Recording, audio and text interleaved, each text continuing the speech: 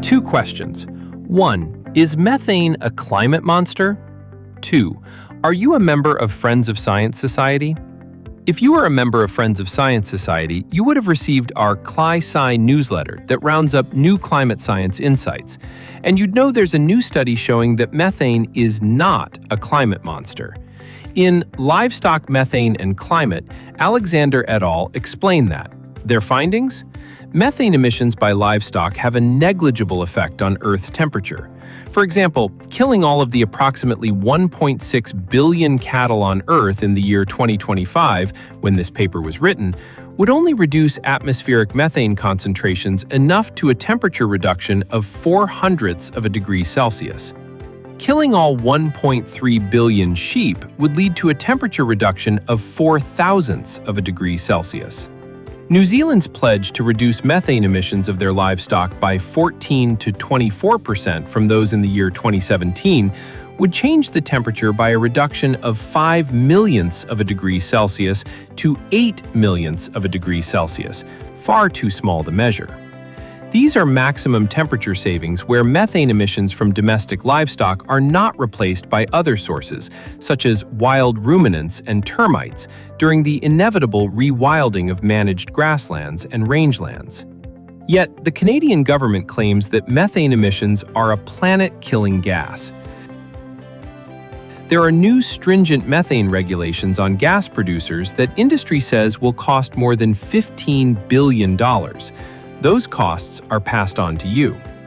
Folks in the media say methane emissions reductions have been touted as one of the lower-cost tools in the climate change-fighting toolbox.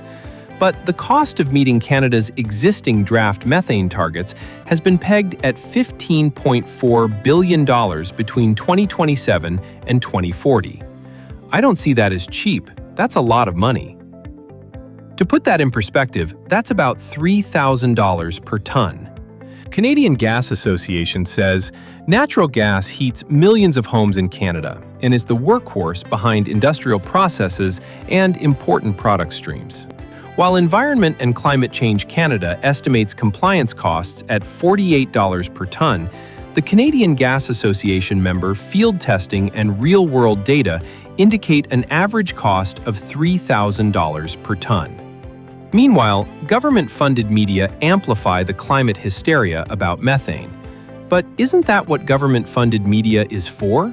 To amplify the fear and force consumers and industry into more climate regulations that will do nothing to stop climate change or global warming, but will make you poor and carbon traders rich.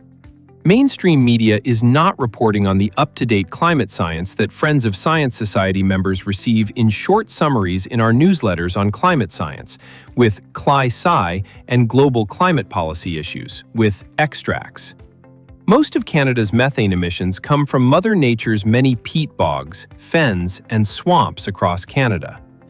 Atmospheric scientist Dr. Joseph Fournier explained in his presentation for Friends of Science Society that those natural emissions might be 5 to 10 times higher than human industry or methane from livestock burps, because of how changing air pressure sporadically causes bogs to burp up methane too, in quantities and ways that cannot be measured.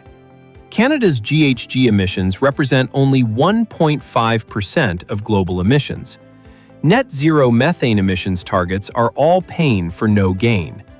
Canada's contribution to warming over the past century is a paltry 19 thousandths of a degree Celsius. Alberta's contribution? 6 thousandths of a degree. Join Friends of Science Society and get the good news and latest climate insights straight to your mailbox. There's no climate emergency. All the climate activists can calm down and stand down. And that's good news for everyone. Learn more about methane.